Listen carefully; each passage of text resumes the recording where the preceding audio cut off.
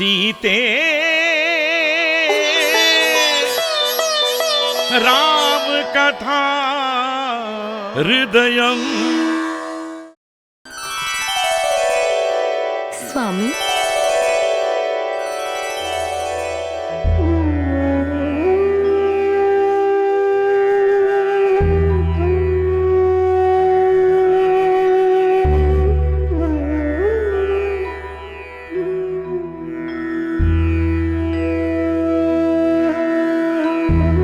ईश्वर से आपने क्या मांगा देवी? आप मेरे स्वामी हैं। अब मुझे सब कुछ प्राप्त है, तो अब इसके अतिरिक्त मैं भगवान से और क्या मांगू स्वामी? आह सीते, कितनी अच्छी तरह तुमने कहा कि संतोष के लिए इतना ही पर्याप्त है, परंतु यह पर्याप्त नहीं है सीते।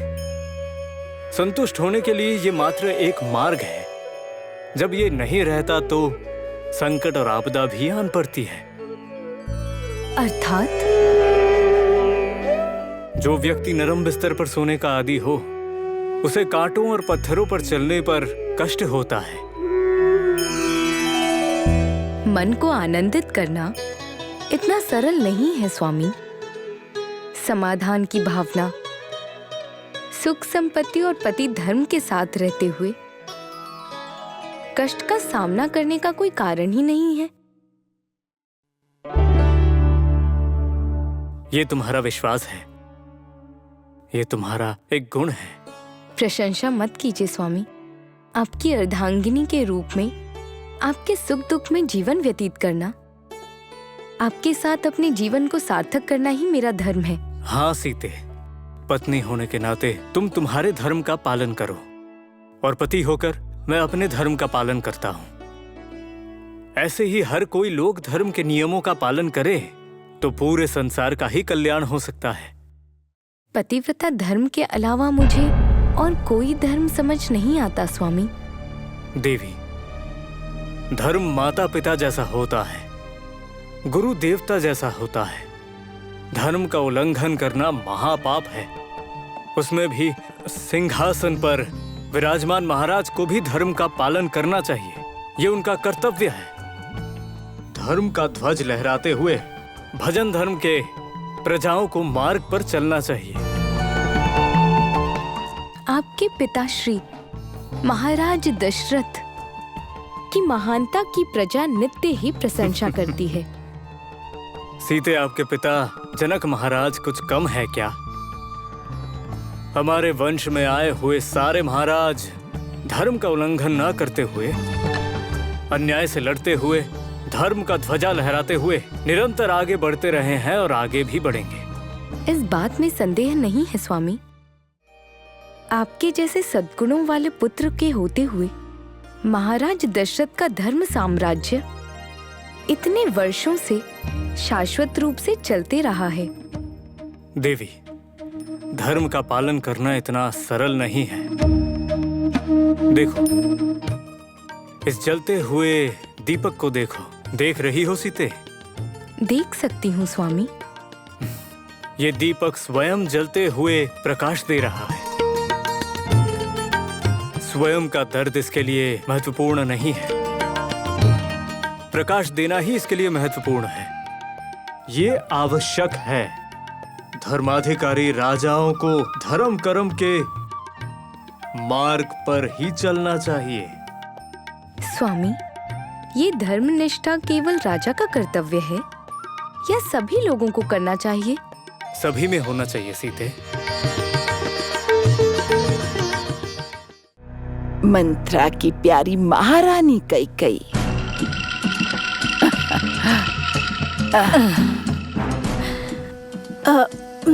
मंथरा, हमारी जन्म कुंडली के बारे में तुम हमें स्मरण करवा रही थी। आखिर क्या हुआ? भगवान की कृपा से जो अनहोनी हो सकती थी वो हुई नहीं। तुम कहना क्या चाहती हो मंथरा?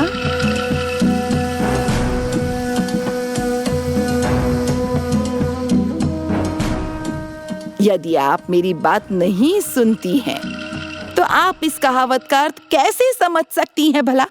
तुम तुम्हारी बात मैं समझ नहीं पा रही हूँ। आधी बात ही कहती हो। यदि आप बुद्धिमान हैं तो आप पहेली को हल कर सकती हैं। यदि आप इसी तरह निद्रा में रही तो ये निद्रा नहीं है मंथरा, ये तो सिर्फ एक चुप्पी है बस। अभी तो सिर्फ एक चुप्पी है, बाद में गहरी निद्रा होगी। यदि आप इसी तरह निद्रा में रही तो बाहर क्या चल रहा है आपको कैसे पता चलेगा? सुनो मंथरा, निद्रा के समय किसी को कुछ समझ नहीं आता है। पर फिर भी अगर कुछ भी चल रहा है तो हमें उसके बारे में ज्ञात करने की क्या जरूरत? यदि यहाँ कुछ होता है तो यहाँ क्या होगा? मंथरा, जब तक महाराज हमें स्वयं से ज्यादा प्रेम करते रहेंगे तब तक हमें किसी बात की चिंता नहीं है। क्या कहा आपने? क्या कहा आपने? किसी बात की चिंता नहीं है? इस तरह की बातें आप कह रही हैं महारानी? कई कई राजकुमारी के मुंह से निकला हुआ शब्द है ये। तलवार की धार जैसी तेज बुद्धि और चातुर्य वाली कई कई के मुख से निकले हुए शब्द हैं ये। मंथरा, तुम इसी तरह बातें करके हमें अपनी बातों में उलझाओगी तो हम तुम्हारी बात कैसे समझ सकते हैं? इस तरह तुम अपनी बातों को घुमा फिरा कर कहती हो और हमारे धैर्य की परीक्षा लेने के बजाय क्या तुम हमें इस विषय में स्पष्ट रूप से नहीं ज्ञात करा सकती? मेरी प्यारी कैकई, बुरी कैकई मुझे अच्छी नहीं लगती।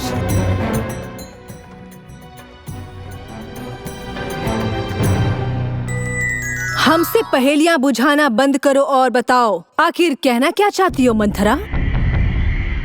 राजकुमारों को गए कितना समय हो चुका है? कौन? रामचंद्र जी? इसलिए आपको बुरी कैकई कहा मैंने। राजकुमार का मतलब सिर्फ रामचंद्र अकेले नहीं है। क्या आपका पुत्र मेरा प्रिय भरत राजकुमार नहीं है? राम, लक्ष्मण, भरत, शत्रुघ्न, ये सभी तो राजकुमार ही है ना? इसमें क्या है? मुझे किसी और के विषय में नहीं जानना है। मैं सिर्फ अपने प्यारे भरत के बारे में बात करना चाहती हूँ। भरत को क्या हुआ है? वो उसके ननिहाल गया है। वो वहाँ अपने नाना के साथ और नानी के साथ आनंद से रह रहा है। कैसी माँ हो तुम? कहना क्या चाहती हो मंथरा? महारानी, इतने आराम से रहना अच्छा नहीं। भरत ज्यादा समय तक राजमहल से दूर रहे ये अच्छी बात नहीं। आखिर क्यों? कुछ आपत्ति है क्या? वो मैं बाद में बताऊंगी। पहले महाराज से कहकर भरत को यहाँ बुला लो। और उन्होंने कारण पूछा तो? अब ये भी मुझे ही बताना पड़ेगा। पुत्र को देखने की इच्छा है ऐसा कह सकती हो। मंथरा, अगर उसके लिए महाराज नहीं माने तो? आपके सौंदर्य की चमक देखकर महाराज आपको किसी भी चीज के लिए कभी भी मना नहीं कर सकते। ये मुझे अच्छे से पता है महारानी। ओह, क्या कह रही हो मंथरा? मैं चली जाऊंगी, लेकिन राजकुमार को बुलाकर लाना है, ये भूलना मत।